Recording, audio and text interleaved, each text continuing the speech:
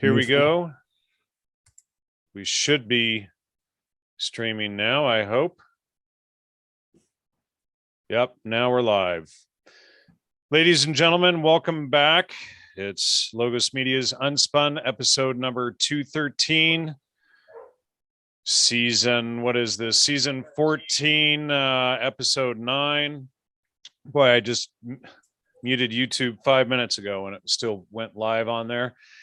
Steve Jones is back with us for part 2 of Understanding Heresy. Steve, do you remember everything where we left off? You had a meeting the following week, and then last week we didn't have everything we needed to go live. We left off with discussing Einstein, but I think it was probably better that we devote more than just a few minutes to that anyhow. So. Well, good. Do you want to, and by the way, thanks for all of those who supported the show and with donations, and please also make sure you hit the like and subscribe and all of that, and greatly appreciate your support. And so why don't we just dive right into Einstein and where we left off before, Steve? All right. The problem with Einstein is that everybody teaches him out of context.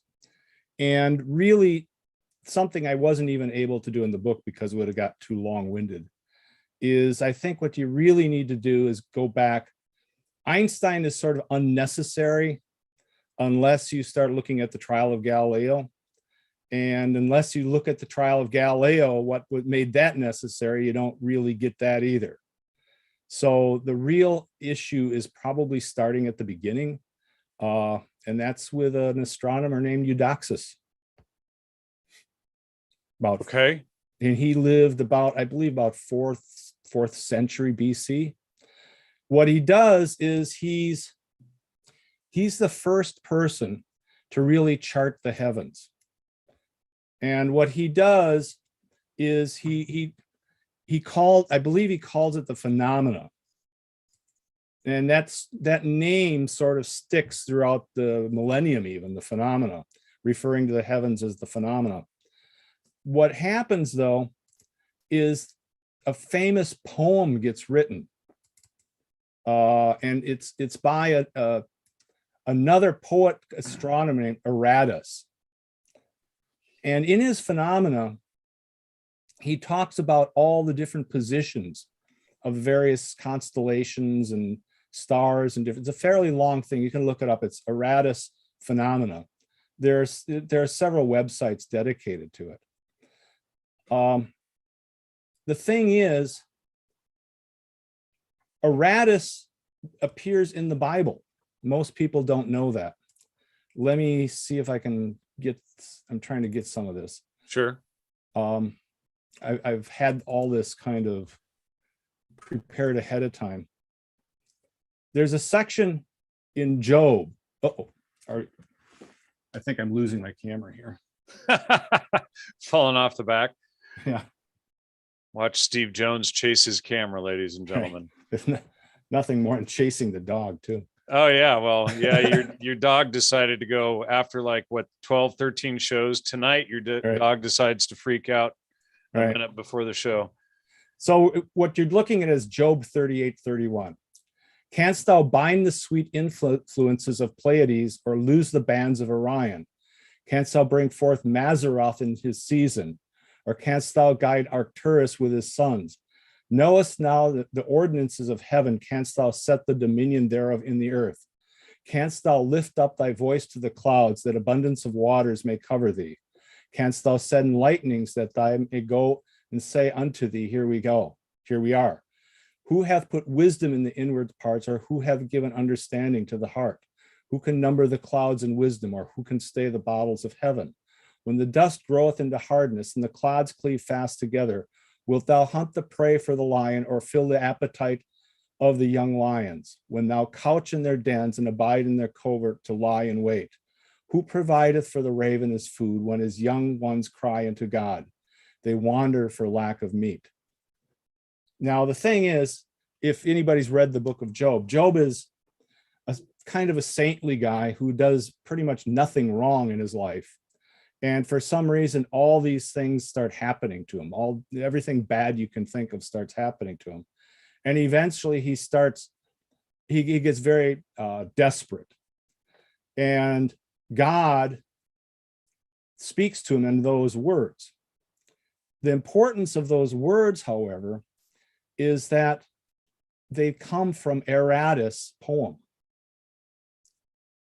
And what happens is in Aratus' poem, which is fairly ancient, 400 or 500 coming back, BC, going back to Eudoxus, it has indications of where the constellation should be. But by the time you get to just before the birth of Christ, they notice that certain of these positions have changed a little bit. And so what happens is there's another astronomer. Hopefully I can bring some of this up. An astronomer, the main astronomer about this is a guy named Hipparchus. And Hipparchus notices that something's going on with the heavens. Most people, it was kind of lost to science because nobody knew what Hipparchus was up to and why, except that somebody had figured out that the heavens somehow had changed in between the time of Eudoxus and Hipparchus. This is critical to might call them pre-scientists at that point in time, because it was okay if the earth didn't move and everything traveled around the earth or this and that. And so to some extent, the idea of it's a misrepresentation today that people thought the earth was flat, because even in the Bible, it says it's a globe, but it's fairly obvious and thinkable if the earth is revolving and the celestial bodies are sort of traveling around the earth, or even opposite, if the celestial bodies are moving around the earth.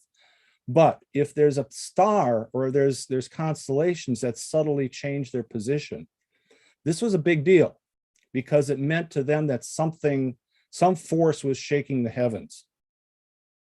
So what you're really looking for when you're looking at the Psalms and things like that, I just pulled it up. There are several references in the Psalms. And every time I do this, I lose it for some reason. Search here. The main one that gets quoted at the trial of Galileo, I believe, is Psalm 93. And just to interject there before you go into Psalm 93, most of what people think about the court case is wrong, and Galileo was actually in error. Right. But the thing is, we'll break this down a little bit. The trial of Galileo actually has to do with about 3 things. And those 3 things are usually misrepresented. So the main one is, let me quote Psalm 93. The Lord reigneth, he is clothed with majesty. The Lord is clothed with strength, wherewith he hath girded himself. The world also is established, that it cannot be moved. So what happens in the trial, one of the aspects of the trial of Galileo, is not so much whether the earth is in the center of the solar system or not. The main one was that they felt the earth was being moved. And so this goes straight back to Hipparchus. Now, we didn't know, researchers didn't know what the real issue was, because Hipparchus' star chart had been, lost to history. Nobody knew where it was. And so for a long time, people didn't know what the deal was with Hipparchus. So I'm going to we kind of worked on this ahead of time. And I hope I can pull some of this stuff up. But think of this, who's shaking the earth?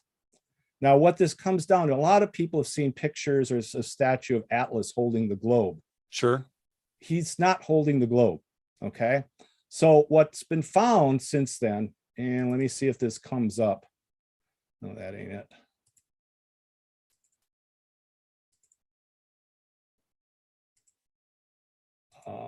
hold on here. I've got several pictures here. There's a statue in Italy called the Farnese Atlas. So what I'm going to do here is see if this works. Share screen. Share screen. Do you see that? Yep. Okay, that's a picture of the top. It's the statue's on its side, the picture's on its side, but it's specifically doing that so you can see what's on that, what's on the atlas. Right. Looks like Okay. a ship. Well, notice the lines and stuff, lines of latitude and longitude. Yeah. You would think at first that it was the Earth. Okay, now if I cancel this, what happens? Can I bring up another picture then? If I cancel, it just goes away. Okay, I'm going to give you another aspect of the same thing. Share screen again. There's the back side of it. And you notice it's a picture of a globe, and it's not just a ship. There's pictures of various animals on it. That's the constellation. So that's the picture of the heavens, right? It's the heavens. It's the constellations. So what happened is researchers actually took the atlas apart and mapped it out on a chart. And again, I'm going to try to get a picture of that going here. And came up with this atlas here of the heavens. Okay, interesting. Okay, and you can see it's charted. You can see there's red lines on part of this. Underneath in the middle there, you see the actual picture of the Farnese Atlas holding the globe. Yeah, but you can also see as it's charted there that it's actually fairly accurately done. All right. Yeah. So what's happening here is they took apart the Farnese Atlas and they realized that this was actually Hipparchus star chart from about the time of Christ. And so we were able to actually kind of reconstruct what was really going on at that time. What was really going on is that at that point in time, the concept of God was evolving. The early concept of God was that God represented the salvation of your nation or your tribe or something like that. When the Jews progressed on, they realized that God could not be two and there could not be separate gods for each nation. They started coming up with the notion that there was one God for everything. But you put this in parallel with the idea that something is shaking the heavens. All of a sudden, the concept of God expands from something of locality into something universal. God is no longer the thing that just shakes your tribe, but now it's got it. You have to have a concept. You remember when we were talking about logos, when we were talking about Catholic. This is actually where the term Catholic came from.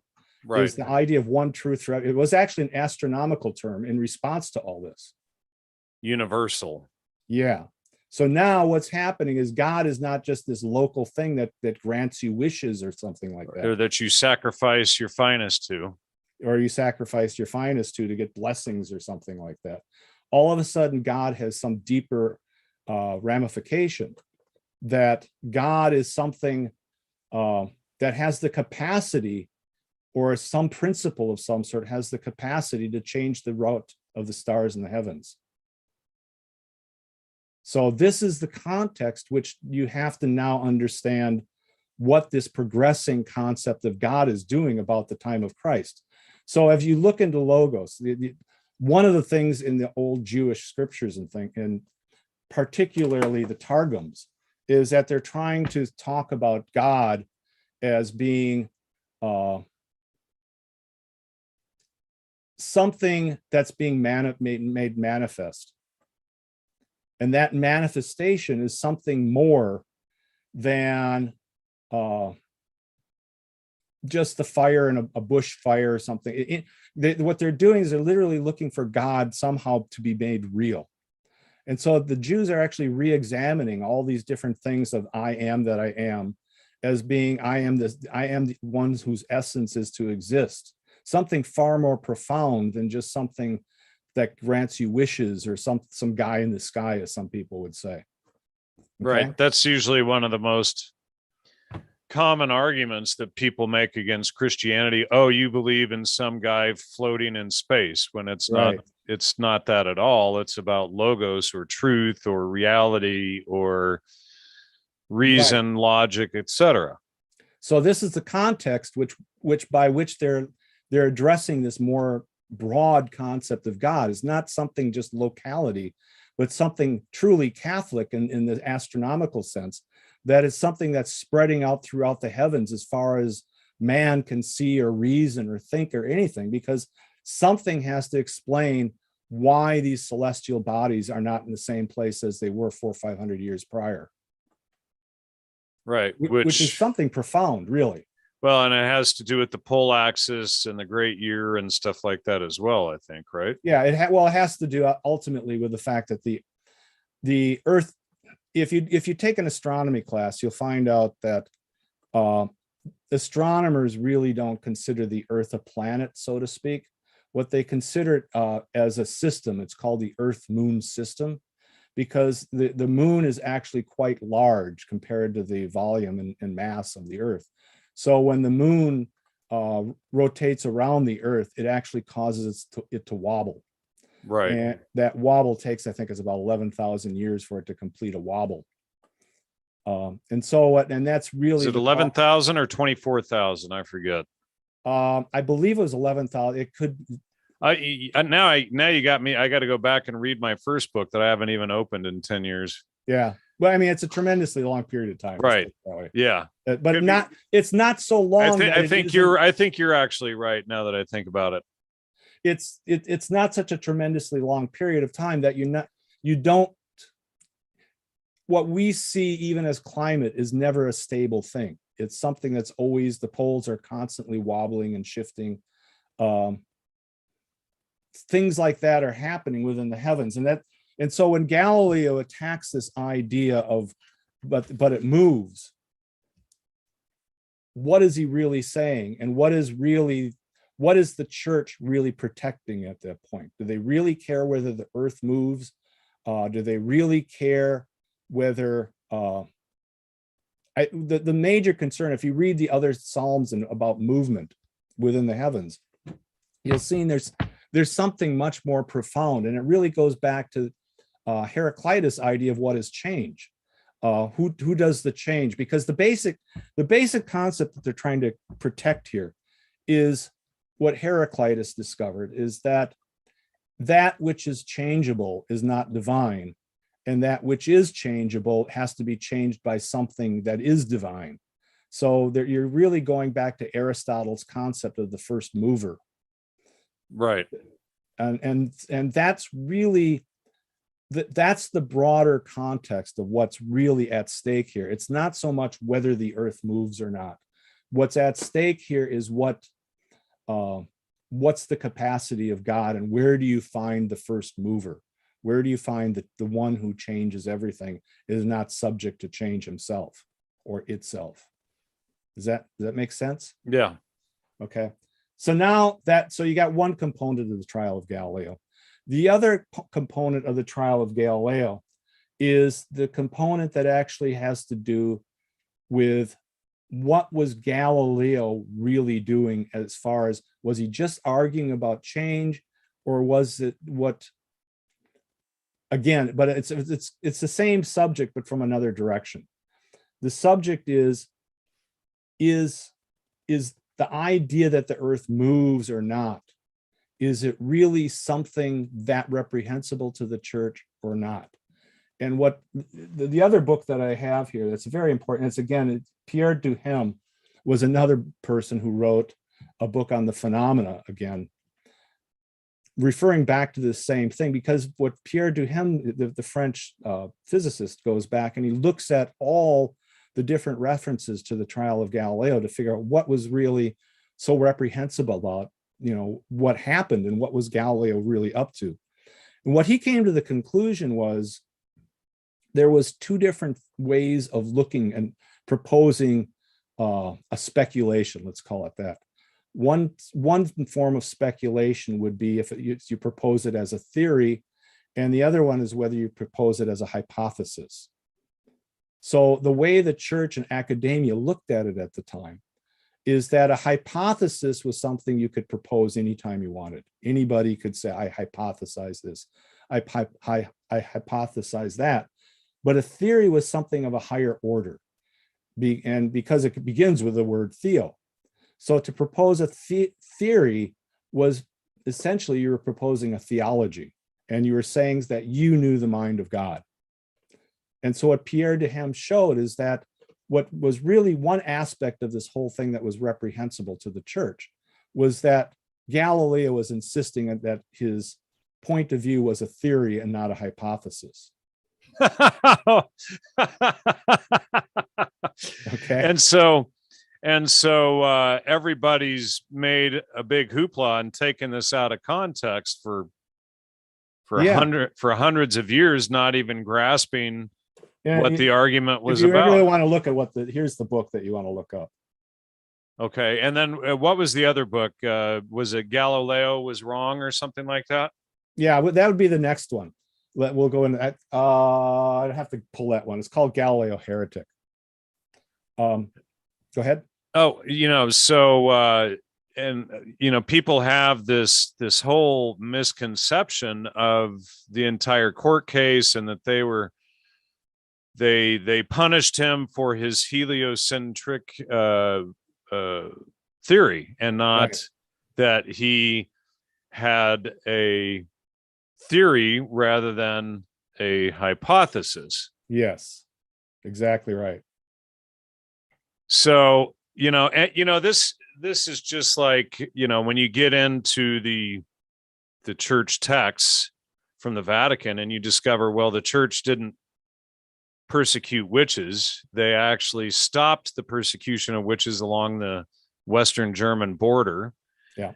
And the church didn't murder millions or a million Cathars, that the Cathars threw themselves on the fire thinking that it was an honor for their Gnostic heretical religion, because they wanted to quicken the end of reality and the world to bring monopsychism or monism back.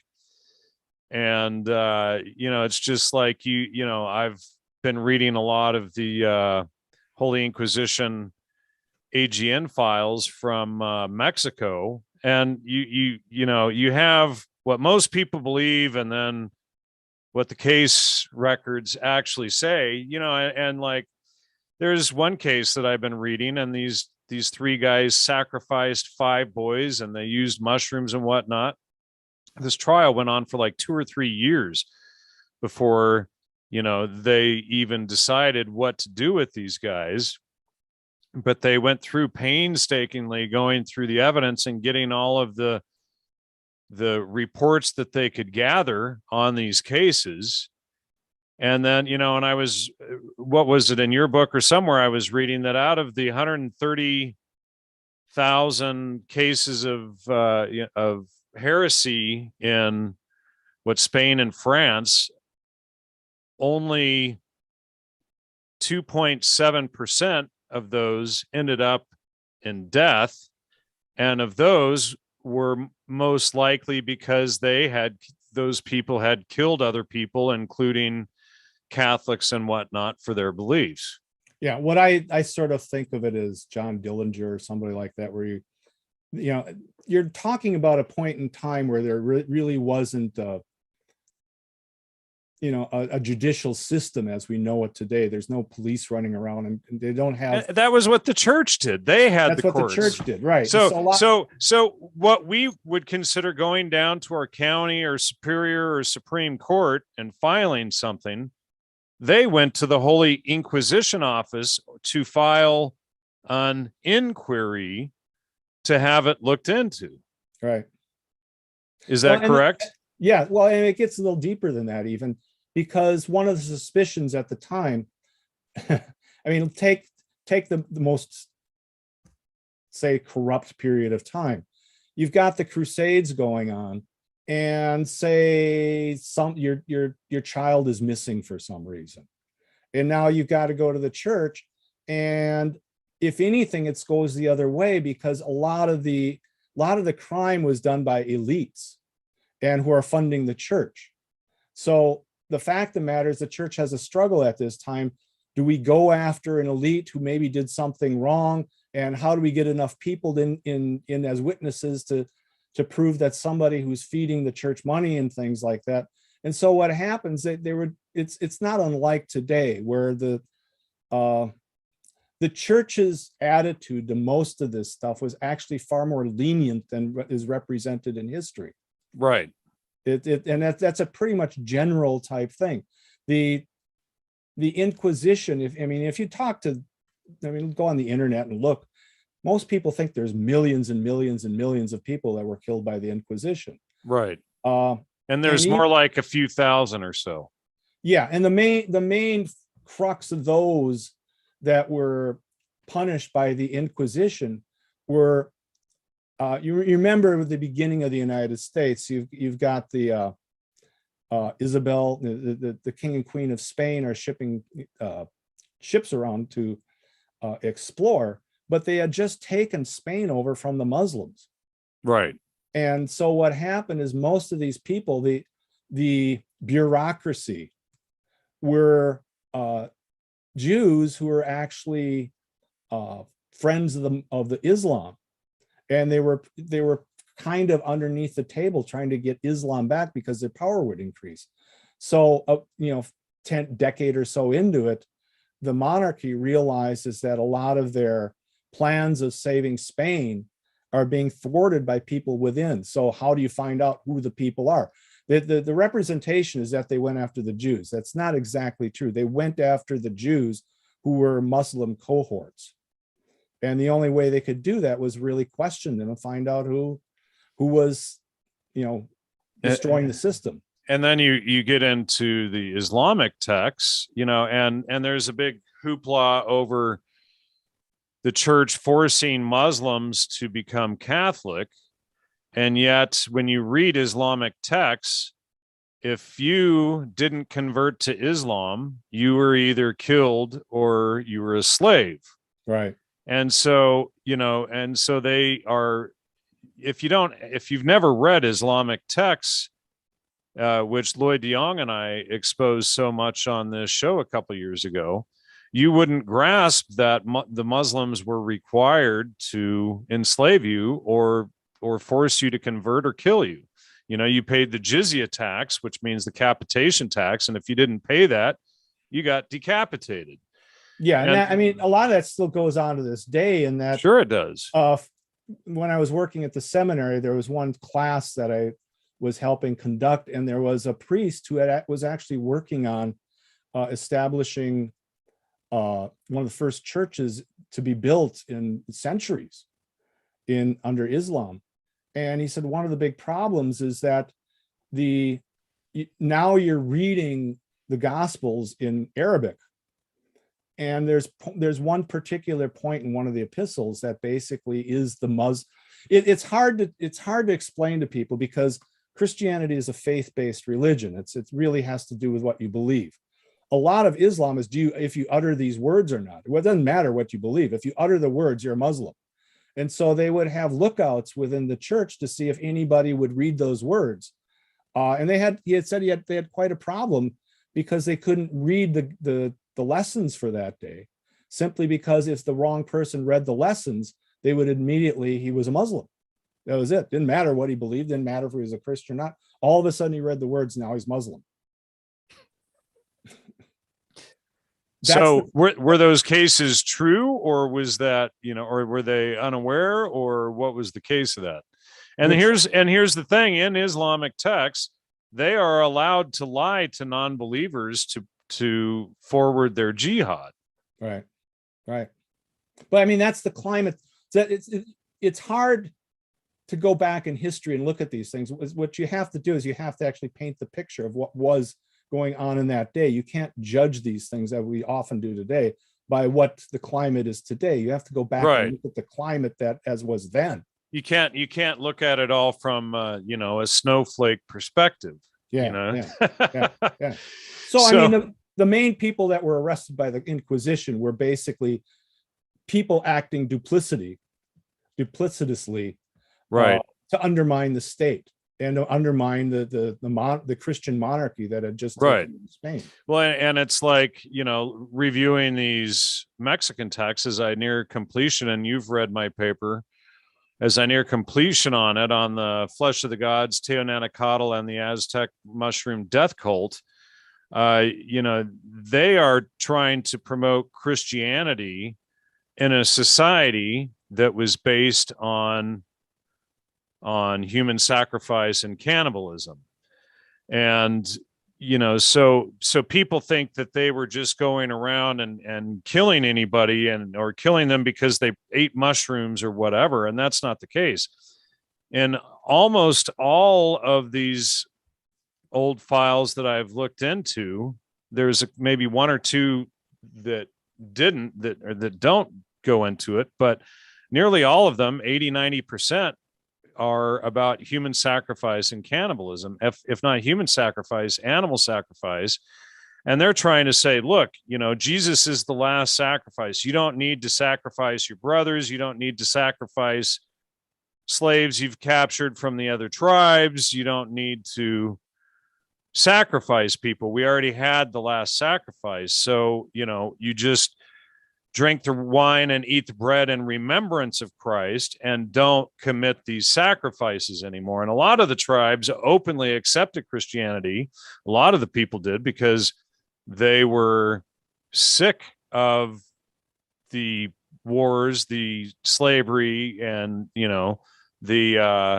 especially the Mexica, the Aztecs, taking so many war captives and sacrificing them on the sunstone. So when, and then the Spanish had buried these massive skull temples that were built from the skulls of the Aztec victims. And for 400 and some odd years, people said that the Spanish made all of this stuff up, that it was just missionary slander and whatnot, until about 5 years ago in Mexico City, they were digging under a building in Mexico City, and they found one of these temples that contained the skulls of what they estimate were 130,000 human skulls that were of people that were sacrificed. So this is the type of heresy that they were trying to rout out and end and get people away from that. Otherwise we'd still be living in a satanic murder, human sacrifice, cannibalism cult.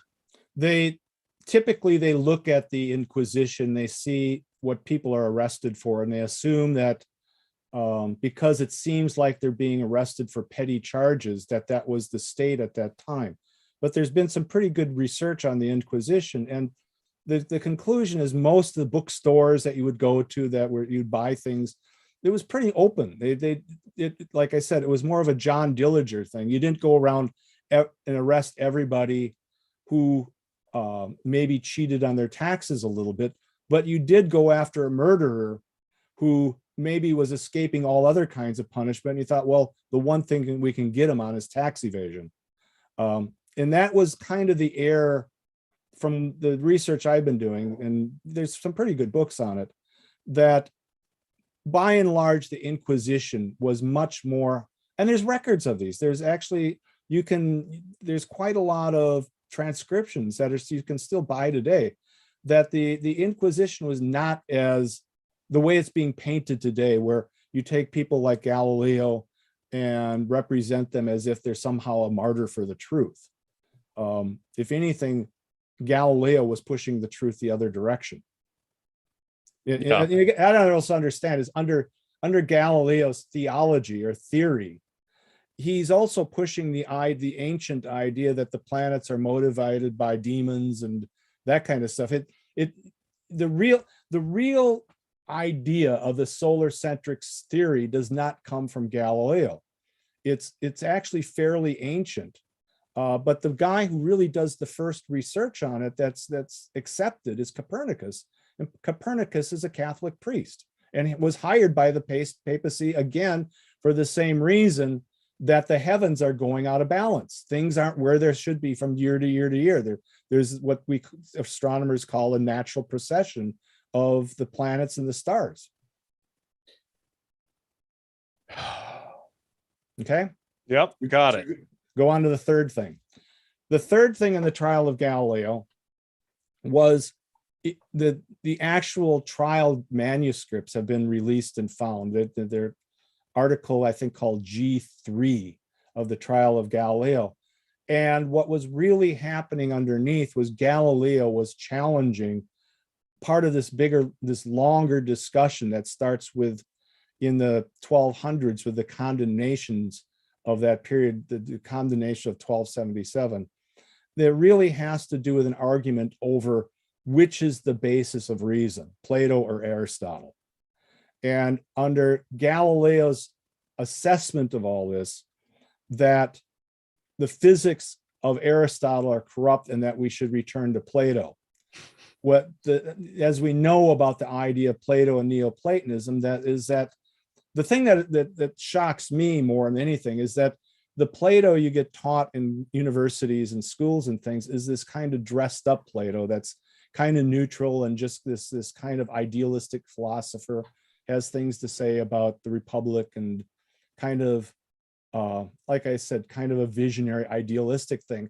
But if you pick up any occult book anywhere, we've spoken before about Manly Hall and different places like that. It's very clear the Plato of those people and the Plato that's being pushed is not this innocent Plato. It's the Plato of the occult, really. Yeah.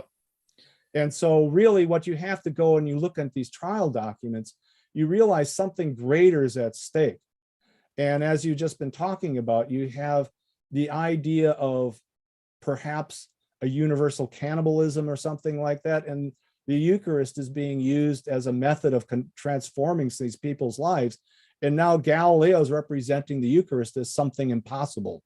And so the church is pretty upset about that. If anything made the church upset, it was not that somebody was proposing, because it had already been proposed by Copernicus, that the earth was not in the center of the solar system. What was really upsetting to the church was that he was attacking the Eucharist. He was attacking the idea of communion. And that's pretty well documented also. Okay. Got it. So, and when you grasp the meaning of communion in remembrance of, then it really makes sense. right. So now we got three ingredients we've got to look at. We've got to look at, number one, the idea of Galileo's not proposing a hypothesis. He's proposing a theory. He's attacking really the fundamental concept of what change is, because he's attacking the idea of movement. And he's also attacking the Eucharist. So somebody is asking when did this G3 document become available? If you can hold the screen, I can get the book. Sure. So Joe, I'm just about to, in the chat there, I'm just about to release a new paper. I may put it into book form, called Flesh of the Gods, Teonanacatl and the Aztec Mushroom Death Cult. And in there, I am presenting all of the original ancient citations for the first time that every other so-called scholar in the field has suppressed for the last 70 some years. All right, Steve, go ahead. This would be the main book where the main research was done. Okay. Originally in Italian, it was translated. And that's where the article of G3 was first presented. Probably the better book, though, if you really want to understand a lot of this, is this book. Interesting. Which also quotes the same thing, but puts it in context of all these other things that are going on. And this is Oxford University Press. It's been reviewed by, here's one guy from Cornell University and Harvard University. So this isn't junk science. This is the real deal. Okay. All right. Even though I've seen plenty of. Yeah, I know. I know. Junk science come out of university presses. Yeah, ain't that the truth? Oh, okay. Boy. But at least it's not Joe Blow in his printing press somewhere. Anyhow, so now I'm going to crank the clock back again to, I think last week we had a talk about Parmenides and Heraclitus, and the idea of change. Yeah. Okay. What I didn't mention purposely is that there's a third player in this. And the third player is a philosopher named Zeno. Zeno, anybody has watched Bugs Bunny cartoons and stuff, you probably know Zeno in his idea of the race of the tortoise and the hare. Yeah. Okay, so the real race is not between the tortoise and the hare. The swift guy in this, the rabbit, is actually our. Let me pull this up too. So let me get back here. See if I can find Zeno here. So what it's basically called is Zeno's stadium paradox. And the real race is between Achilles and a tortoise. Okay. Yeah. And the paradox is, the way Zeno represents it, is that every time the racer goes to the finish line, he gets halfway there. Right? In a certain interval of time, he gets, you drop it each time he gets halfway there. Well, if you take a halfway and a halfway and a halfway plus a halfway, he's setting up the episode to show that Achilles never gets there, because he never gets more than halfway. So philosophers pretty much look at Zeno as being kind of an idiot. But I think we need to back up and look at it in a broader respect. I think really what Zeno is trying to show is the absurdity of relativity. So you're going to jump ahead. Did we finish covering the Gnostics and Pseudo-Dionysus? Okay. Well, so anyhow, so now you got to look at, now you've sort of got the ingredients of looking at Galileo into the future and movement and what the problem of change and movement of all this stuff is. So Galileo maybe loses the trial, but he wins the whole concept of that the church was wrong. And that's what's been published ever since, even though the church had fabulous astronomers at the time. The proof that the earth moves just didn't arise. I would argue that even to this day, that's still an issue. So what happened is about towards the end of the 18th century or 19th century, they had yet to prove that the earth moved. And this became an issue for modern science because they thought it should be a simple matter to prove that the earth moved, and it turns out it wasn't. So arose a British astronomer, is a head of the British Royal Academy of Science, I believe, for a time. But his name was George Biddle Airy. And he thought this would be a simple matter to prove. So what he did is, if you can imagine a guy running, there's a rainstorm and the rain is falling virtually straight down. And he decides to run in the rain. And the way he does this is he decides, how's he going to tell how fast he is running? So what he does is he takes this idea of taking a tube, and if he's standing still and he holds the tube straight up and down, the raindrops fall straight from the top to the bottom. And that means he's standing still. If he's running and he wants the rain to hit the bottom, he now has to tilt the tube according to how fast he's running. Okay, can you picture that?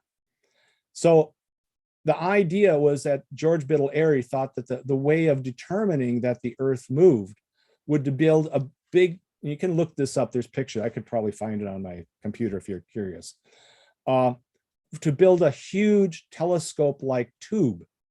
And what his idea was that the light you would consider as the raindrops. And if you projected the light straight down through the tube so that they would go through the top and hit the bottom, to the angle that you would have to tilt the tube would be the way of detecting which way the earth was moving and how fast it was moving. So you imagine the guy running down through the rain, and he's standing still, and the rain goes from top to bottom when he holds the tube straight up and down. As he runs, the faster he runs, the more he's got to tilt the tube so that the rain hits the bottom of the tube. Otherwise, it's just going to ricochet off the sides, right? So it seemed like a simple enough experiment that how can it fail? He built the apparatus, and you can look it up on the internet. There's pictures of the apparatus. It proved nothing. That under no circumstances could he actually prove that the earth moved. And for this idea of science, as it was starting to grow up towards the late 1900s, it seemed absurd that somebody couldn't prove that the earth moved.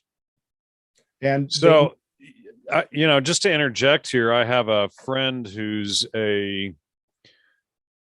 tri-state 2-mile shooting champion in our area. In other words, he's a precision sniper-like shooter, and he shoots at targets like 2 miles away. But it's well known that they have to calculate for the movement of the earth while that bullet is in the air for 10 to 12 seconds going out 2 miles, because the target moves by the time the bullet gets there.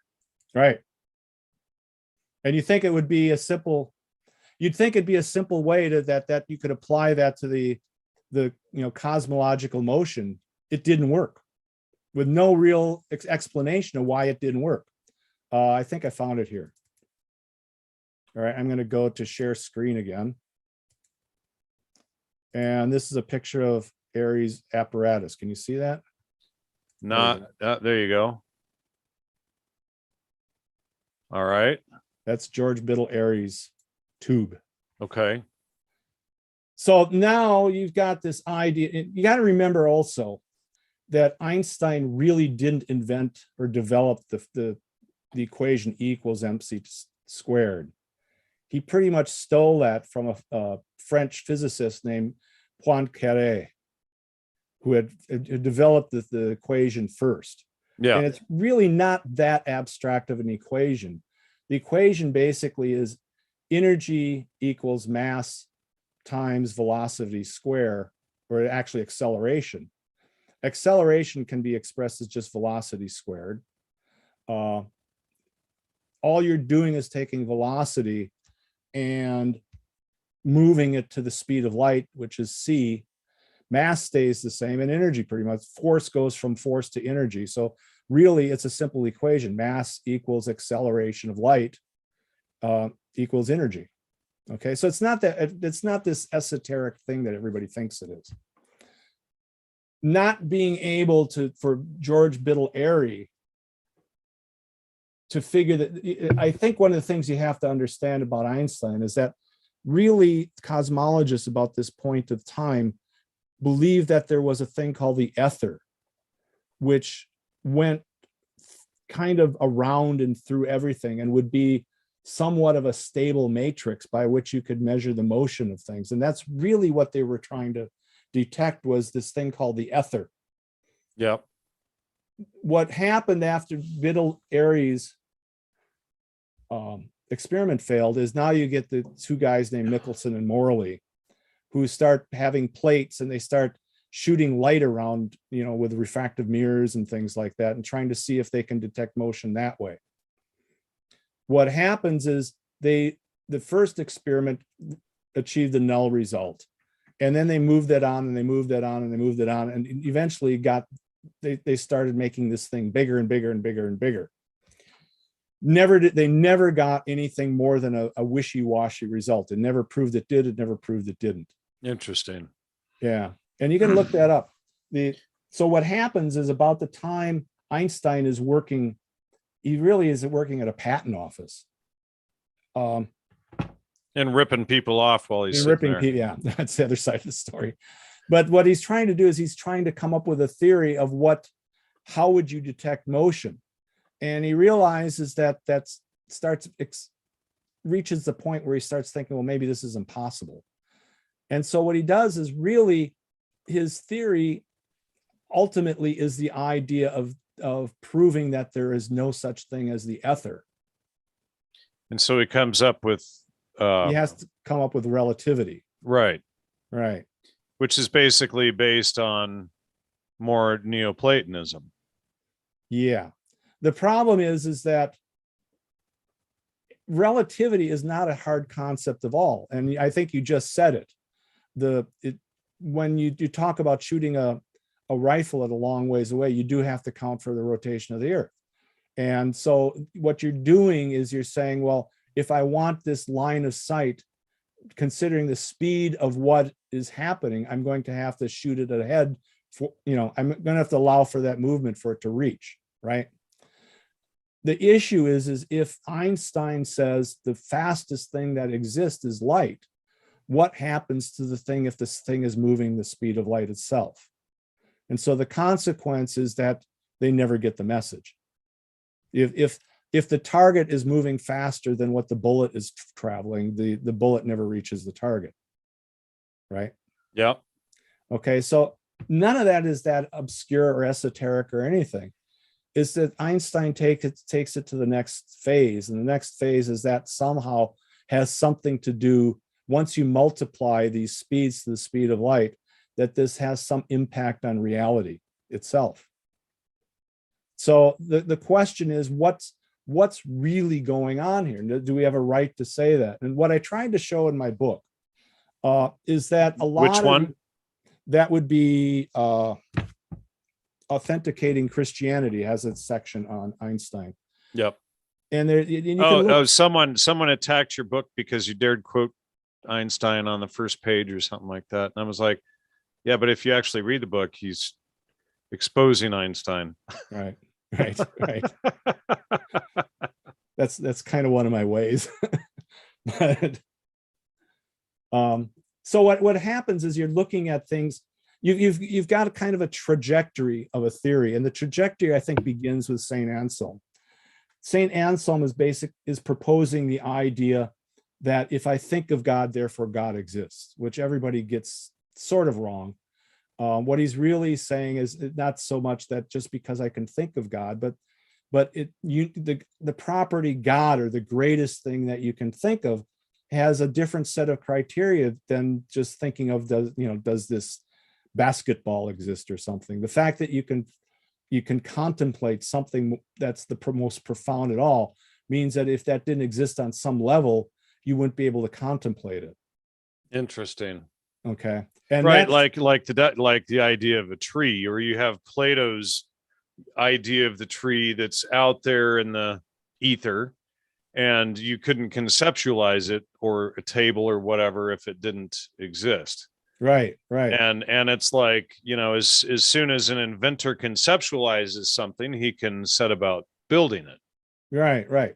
And again, that doesn't mean because I can think of a basketball that a basketball is just going to appear out of nowhere. It means it's an idea of conceptualization. Yeah, right. Okay. And that gets mistranslated, because I think what happens is now you've got a property that goes all the way up and down the ladder, where it starts out as Anselm's what they call the ontological proof of God. But it also gets into kind of a plus and negative interpretations. One I would say is somewhat negative, even though most people mistranslate it, is Occam's razor. Yep. Occam's razor really has to do with faith and reason. It doesn't have to do with simpler is better.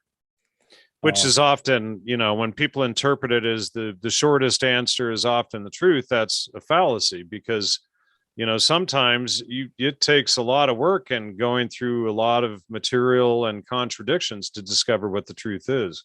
Yeah. And it also, a corollary to the whole thing is that you can't reduce something beneath what's, necessity.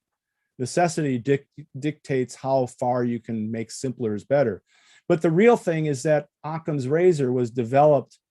Occam was a student of a guy named Gabriel Biel. And Gabriel Biel was the one that was the student of Occam. And Gabriel Biel was the teacher of Martin Luther. Interesting. So when Occam is talking about simpler is better, and you can look at the guy who's considered the top Lutheran expert on Luther is a guy named Heiko Obermann. You can look this up. What he was really talking about is that the normal formulations under Aristotle is what we would know in logos, is that you have the idea of intellect and faith and reason. And so what they were trying to push was the idea of faith alone. So Occam's razor originally was this idea that all you needed was faith and you didn't need reason.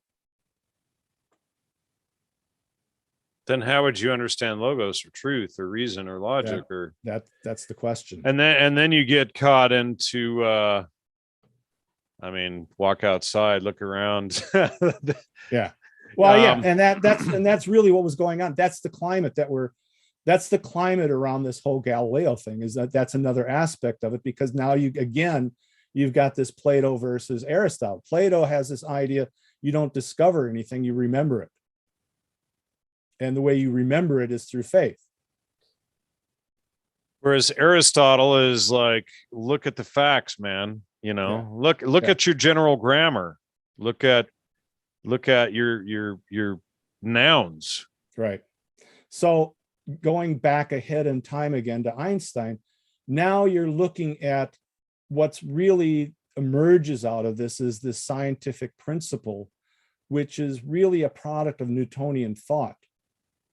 But you've got to look at Newton. Newton came up with cosmological equations that really have nothing to do, they're all based on gravity as the universal force, right?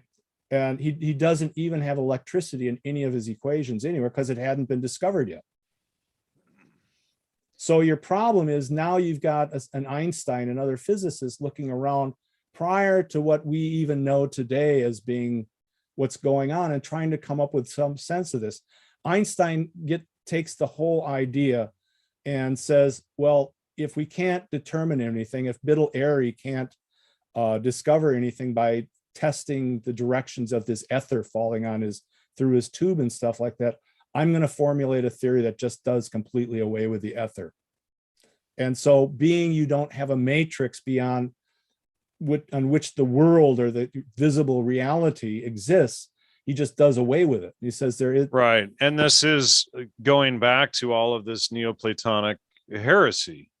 Yeah. So now all of a sudden the ether doesn't exist, which a lot of physicists nowadays, he got rid of the ether, but the very thing that he got rid of was probably electromagnetism. Okay. Which is, there's a lot of physicists now that are beginning to believe that, electromagnetism is a much more important force in the universe than what Newton's equations show. Okay. So, all right. So how do we know? So the big test that shows up is, I believe it's in 1928, where they have a star that's being eclipsed by the sun, and they're going to check it to see if they can see it before it's supposed to appear. And if they see it before it appears, then they can say that the light beams were warped by the gravitational field of the sun, thus proving Einstein's theory. And because they've gotten rid of the idea of the ether, they can't allow for any plasma as being a motive force. Okay. So they just do away with it all. They do away with it. And so then you end up with this, like John Bjerknes exposes, Wasson, there's another one, Einstein, the plagiarist. Okay. So now you, and this, if you want to look this up, there's another YouTube video on a NASA physicist. His name is Edward Dowdy, I believe you pronounce it. It's spelled Dowdye, I believe. But he goes and shows that he pretty much proves that what warped the direction of the star motion in the 1928 was really the plasma field that surrounds the sun. And this has a major ramification on physicists and physics in general, because they're using the same theory as to explanation of the redshifts in, I don't know if you want to go into redshifts, but this is a complicated subject. But yeah, we should probably just keep it, toward heresy, but you can hit on it in a second. Basically what it ends up being is that assuming that this type of gravitational field effect takes place, that you're literally warping reality through gravitational fields, that they can apply this to the beginning of the universe, to the red shifts of stars, light shift of stars, all that stuff. It all stems from that same thing. So going back to Einstein, if everything is relative, there is no good and evil. It's all moral relativism. And who did Einstein work with at Princeton? Julian Huxley. Got to drop a Huxley name every show. There you go. Okay, so the issue is where, just to go through an Einsteinian type explanation, for instance, you take the typical one is you take the two twin brothers and you put one and he travels around the earth at light speed, and then he lands on the earth, and one brother has aged and the other brother is only aged a year. The other brother has, depending on how long he's traveling in space, has aged, tremendously, and right, that kind of thing. And so what you do is you end up with equations that basically try to explain the absurd. Okay. So anyhow, the book, I remember seeing commercials about this when I was a kid on TV, maybe in the 80s, talking about, if a man, went into space, he'd come back, as an infant, he'd come back 10 minutes later as an old man or something like that. Yeah. And so what happens is, by the time you get to the 1960s, I think this is not coincidental. This is the time you're disputing they're introducing the Dead Sea Scrolls. They're introducing a lot of other things. But there's a philosopher named Karl Popper. Yeah. And Karl Popper looks at the state of modern science and realizes, apply it to things that are happening today without. Well, they get caught up in the math, which is not the territory. The map is not the territory. The math is not the territory, Yeah. And they think it's God's language, but they forget logic and logos, and they forget the trivium altogether, the prerequisite before you get to arithmetic, geometry, music, and astronomy. Yeah. So anyhow, Karl Popper notes that they're proving everything. They're proving anything and everything. And they don't really have a method of testing which is true. And so Karl Popper's typical explanation of how the scientific process should work is the double-blind test. The double-blind test basically says, he's pointing out the magic guy, or the seller of potions that used to go around in the 1800s, where they'd show up with an elixir and they'd say, take my medicine and you'll be cured of the common cold in 2 weeks. And so Karl Popper says, well, all right, so 2 weeks, he takes the potion and he's cured of the cold, but how do we know he wouldn't have cured himself anyhow? Right. So now Karl Popper establishes the idea of the double-blind test, where in order to see that it works, you need one who takes the potion and one who takes a fake potion, and then you look at the result at the end to see who really was cured, right? And Popper came out of the London School of Economics, out of the Fabians. I'll trust you on that, but it's not a bad principle. Yeah. Oh, I'm not saying it is. Yeah. No. Even a broken clock is right twice a day. There you go. But so anyhow, I'm not going to advertise this book. I'm going to quote from here because you won't be able to buy it. Anyhow, this is the book. If you can look at it at some point in time. Interesting. I would recommend my book. I think I do a better explanation of it. Authenticating Christianity. Yeah. I recommend everybody read that book. That is a mind-blowing book. Not only that, but you can buy it fairly cheaply. This book, if you look it up on Amazon, if you can find one, is probably $70 or $80 at least. You take shipping, you're up to about $100 on it. We're already up past an hour here. Do you want to get into the Gnostics? Well, I'll end on the most Gnostic thing that there is. Or do you want to do another show on all this? We still have more topics that we haven't. Sure, I can go on. Let me finish off with this is Christoph von Mettenheim, and his critique of the theory of relativity.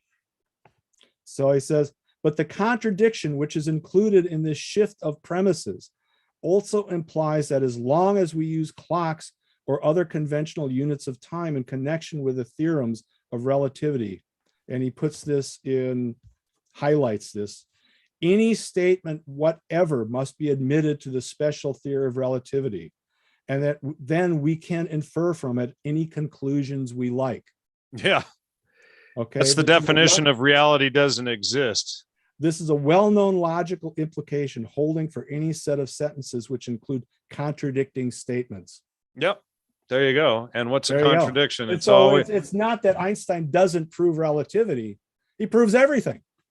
Yeah. Which, if you know, a contradiction is always a lie or an error. And if you can have juxtaposed or contradictory statements, both holding true, you have a lie or an error. So that's what you end she up calls with the quintessence of logos, is that what he violates is not the scientific proof. What he violates is that he hasn't proved anything. Right. Or he's proved everything. Which is a contradiction. Right. You can't prove everything and nothing. Yeah. Yeah. So okay, we still, so I hope I made that clear. Yeah. It's a complicated subject. Let's see. We have, and we can probably go on for like another 10 minutes and then we'll break for another episode. But topics we still have to cover to keep this in mind for next time: Gnostics, Pseudo Dionysius, Big Bang and black hole, quantum physics. And for those interested in that subject more, you can go all the way back to my 2011 series with David Harriman on, oh goodness, what was that series called? Now I forget. Anyway, search David Harriman on my website. That'll pop up under the Trivium stuff. And he just blows massive holes in that. And then we've got New Age, mono-psychism, primacy of consciousness, heresy and the Trinity, and what is blasphemy. Okay. Sound good? We can cover all that. You think we can do it in one episode? No. So, you know, what I want to have you do also in the next couple of weeks is I'll likely have you interview me on my new article. That might be a good break. Yeah. And then, you know, the Flesh of the Gods, Teonanacatl, and the Aztec mushroom death cult, and how Wasson and all of these people are frauds who promote this new age mushroom religion and the psychedelics and everything, but especially the mushrooms. It never existed. And I think Joe in the chat will be especially interested in that. Thanks to Matthew for the donation tonight. Much appreciated. Are there any questions from the audience before we sign out? You just post them in the chat there, and then and I'm only looking at the YouTube chat, by the way, folks. If you're posting elsewhere, I don't see it usually.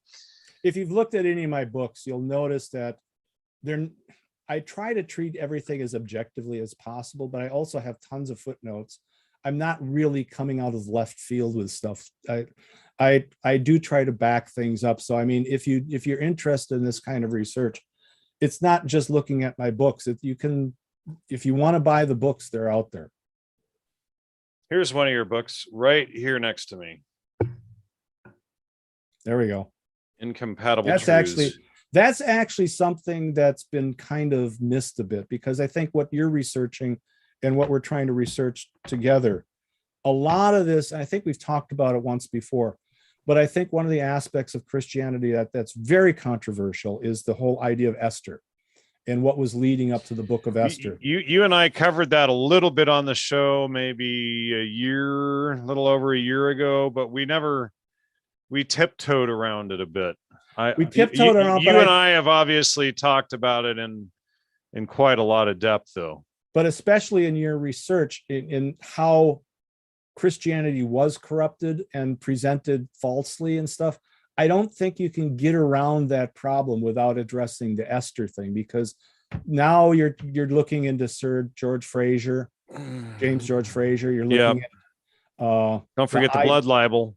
Yeah, you're looking at the universal cult of the sacrifice and things like that. Oh yeah. Well, and it's all hidden there, and Christianity ended it all. And I guess people are so upset at Christianity for attacking the pagan cultures. Basically, what they did was they ended human sacrifice cults and cannibalism that people seem to want to bring back. Max asks, is anybody here familiar with Neville Goddard and Joseph Murphy's teachings? Not me. Not me. And let's see, to Boru, don't do it at all. And to Sage Cohen's, why would anybody ask that question here? Because my work overlaps in so many different fields and whatnot, because I've done 14 years of shows and I'm an expert on MK Ultra and have been exposing the counterculture for a long, long time. I should maybe say, if you're interested in the book, that sorry. Sarah Saramer says, so the Germans were right in rejecting Einstein. I would agree with that. Would you? Yeah. I mean, what did he get his prize? I believe Nobel Prize for. I don't remember. Refrigeration. Well, he was considered an idiot as a kid, and that was probably fairly true throughout most of his life. But I mean, well, you can't, let's just write a theory. Let's just plagiarize a theory from the Copyright Office that there is no theory. Right. Well, I mean, if you want the theory to be there, I suppose you can imagine it, but that's, You were going to bring something up a second ago. I was going to explain the book you just held up. It's quite a thick book. It's basically, it's not necessarily easy reading for most people, but the whole idea of it is to document entirely the whole problem of the book of Esther and its impact on society today. It's probably got more information than the average person would want to know. But when I make bold claims, I figure I should have bold research behind it. And that allows us to move on to other stuff, because then I can say, well, here, look it up. Here it is. Well, it's like this article. What do you mean that the Aztec mushroom religion was a massive human sacrifice and cannibalism cult? I read from Terence McKenna or Gordon Wasson or XYZ person that it was a fluffy new age cuddly religion. Yeah. Well, there's no evidence for that. Somebody's propagandizing us. As always. So I think that's a good place to wrap it up until you want to do part 3 next week. Let me check my schedule. I'll get back to you. I think it's possible. All right. And I think that's a good place to wrap it up. And unless you got anything more to add. I'm good. You're good. All right, ladies and gentlemen, see you next time. Thank you, Steve. Hit the like, subscribe. Please support the show if you like our work here, logosmedia.com. And you can also go down in the show description and find how to support us there. Thank you so much, and see you next time.